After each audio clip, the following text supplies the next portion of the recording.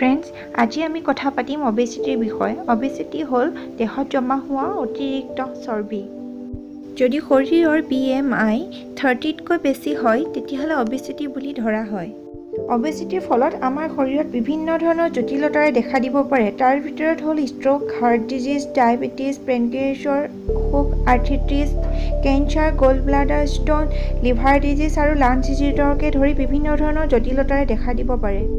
আমি সকলোৱে জানো ফিজিকেল এক্সাৰচাইজ আৰু প্ৰপাৰ ডায়েটৰ জৰিয়তে ৱেইট লছ কৰিব পাৰি, কিন্তু দৈনন্দিন জীৱনৰ ব্যস্ততাৰ ফলত আৰু সময়ৰ অভাৱত ইমানখিনি শৰীৰৰ যত্ন লোৱাটো সম্ভৱ নহয়। সেইবাবে এই মিশ্ৰণটো যদি আপোনালোকে খায় তেতিয়াহ'লে ফ্ৰেণ্ডছ অতি সোনকালে বডি ফেটছ তৎক্ষণাত হ্ৰাস কৰিব। ফ্ৰেণ্ডছ, এই মিশ্ৰণটো ঘৰতে অতি সহজে বনাব পাৰিব আৰু ইয়াৰ বাবে প্ৰয়োজনীয় সামগ্ৰীবোৰ ঘৰত অতি সহজে উপলব্ধ হয়। ফ্ৰেণ্ডছ, এই মিশ্ৰণটো তৈয়াৰ কৰিবৰ কাৰণে লাগিব নাম্বাৰ 1 মৌ।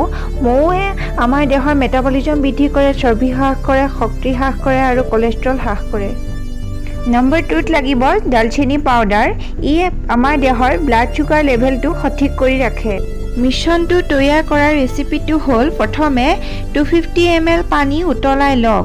এটা কাপত চিনামনখিনি লওক আৰু তাত গৰম পানীখিনি ঢালি লওক। মিশ্ৰণটো 15 মিনিট সময় ঠাণ্ডা হ'বলৈ দিয়ক।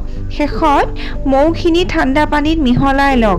এটা কথা মনত ৰাখিব, মৌখিনি সদায় পানীখিনি ঠাণ্ডা হোৱাৰ পিছতহে মিহলাব, কাৰণ গৰম পানীত দিলে ইয়াত থকা এনজাইমবোৰ নোহোৱা হৈ যাব।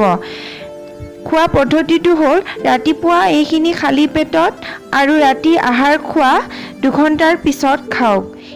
এই মিশ্ৰণটো কমেও 1 মাহ খাওক। আপুনি চিয়ৰলি ৱেইট লছ ৰেচিপিটোৰ জৰিয়তে শ্লিম আৰু ফিট দেহ এটাৰ গৰাকী হ'ব পাৰিব।